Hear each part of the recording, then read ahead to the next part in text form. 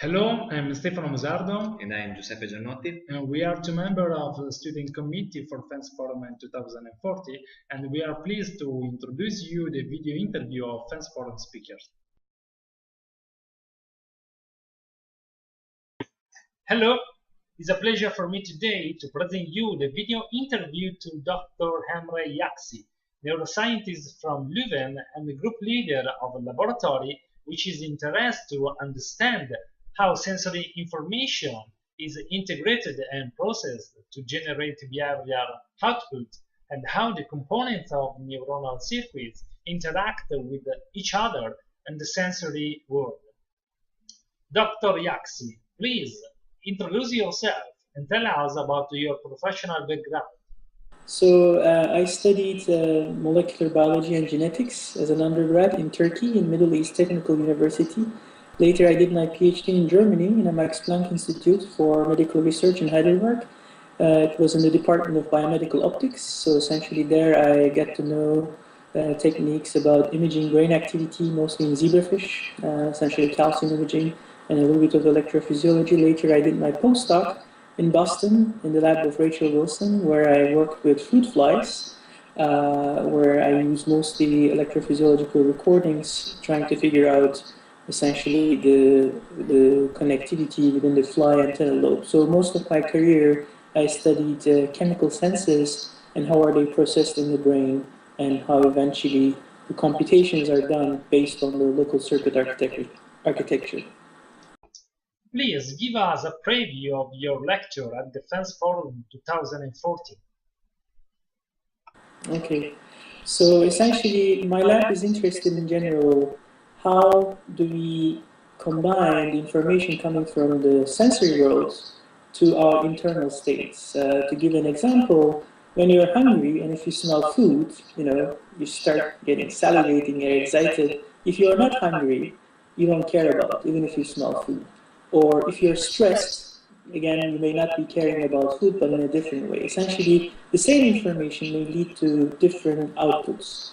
My lab in general is interested in looking at understanding what are the brain computations that may underlie this combination of the information coming from your internal state and the external world. So essentially, we are focusing on multiple brain areas. In my talk, I will be telling a story about a particular brain area. It's called habenula. And there are quite good evidence that this particular brain area is involved in associative learning. So when people turn off this brain area, it was shown that animals cannot associate a painful stimulus with, for example, a light stimulus, so they cannot learn it.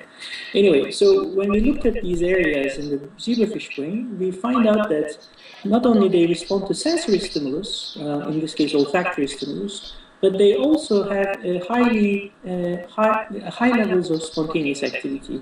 And we learned in our experiments that this spontaneous activity is not random, but highly structured into groups of neurons that are coactive in time. So there are groups of neurons that are coactive, and they're also highly spatially organized. Later, we discovered that this sort of highly structured spontaneous activity is actually governing the sensory responses of these brain regions. So those neurons that are spontaneously coactive, they also respond to odors sort of together. And these clusters seem to be also overlapping with genetically identified clusters of neurons in this particular brain region that control certain behavior. So essentially, I'll be sort of giving an impression of what we have discovered so far in this particular brain region during the talk, and I'll also be telling a little bit about our work on trying to identify the local circuit connectivity, local and global circuit connectivity that may underlie these highly patterned or highly structured spontaneous activity that we believe that control the sensory responses in this brain region. Which are the advantages of the use of zebrafish model? So essentially, we mostly focus on zebrafish in my lab. And the main reason that we work with zebrafish is that first, it's a vertebrate. It's a small vertebrate, so their brains are also small. So we have less neurons to deal with. But it also has this wonderful optical accessibility, which allows you to do very exciting experiments while looking at multiple brain areas at the same time.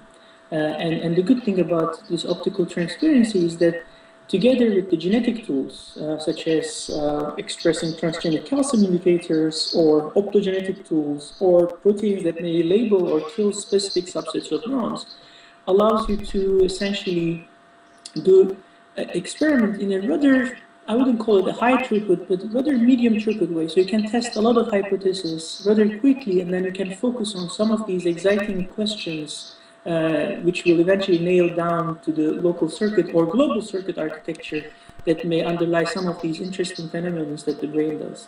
And I would say, in many aspects, I also work with fruit fly in our lab. The zebrafish and fruit fly has a very similar way of working because of these accessibility genetic tools. And both model systems are very exciting, mainly because of the size and genetic accessibility.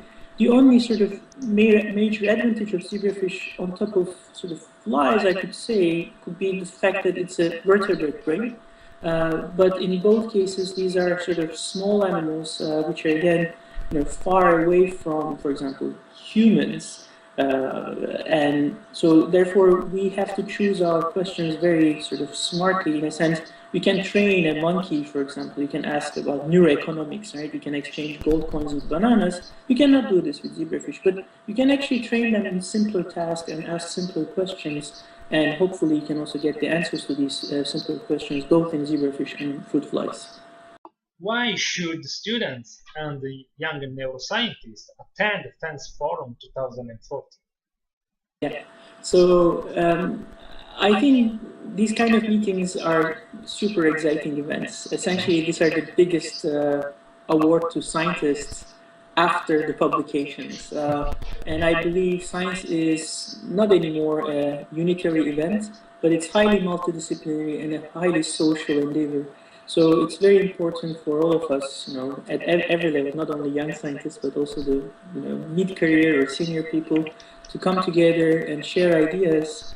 And I find it extremely stimulating also for younger scientists to meet their peers, to get comments from them, eventually build networks that may lead to future collaborations or perhaps job opportunities. A lot of us find jobs not only because we're good, but we also sort of know people who can introduce us to the new people, and combined with your skills, these can eventually result in sort of important contacts, which may get you eventually important positions as a faculty, as a postdoc, as a PhD student. So it's very important to build this network, and that's why I think I definitely recommend people to join these kind of meetings. What are you most looking forward at the forum? Well, it's very similar to what I said. I mean, what I said for young scientists also applies to myself too. I mean, I'm also very young. Sure. So for me, it's really important to get feedback from my peers, younger or senior people, on what we are doing, but also get inspirations, because there's a lot of people there. And I told you that science is very multidisciplinary. So I'm very much looking forward to actually meeting people that are doing something other than me, because those are the most inspiring talks. And my hope is that by combining skills of different backgrounds, we can actually achieve those things that it's very difficult for us alone to achieve. So one hope I have is really to establish contacts in the meeting with those people who have very different skills compared to myself and my lab, with the expectation that we will sort of initiate exciting new collaborative projects. Do you want to leave a message for young neuroscientists? I believe that for young people, one of the most interesting and important things is to choose a good mentor.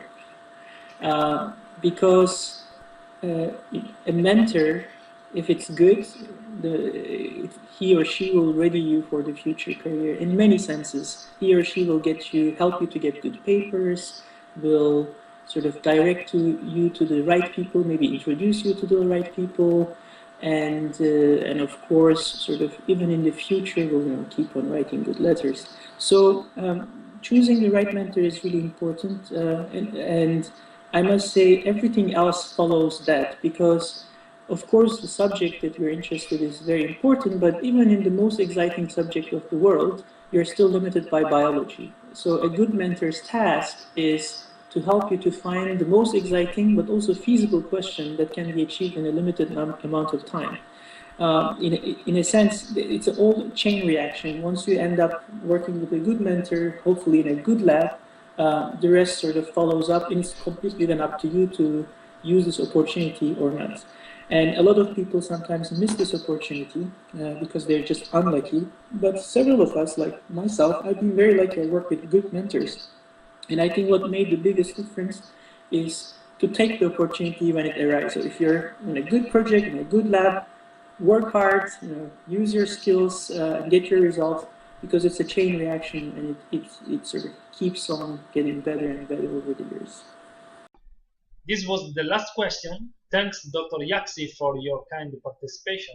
And for everyone, don't miss him lecture, and see you soon at the FENS Forum 2014. Bye-bye.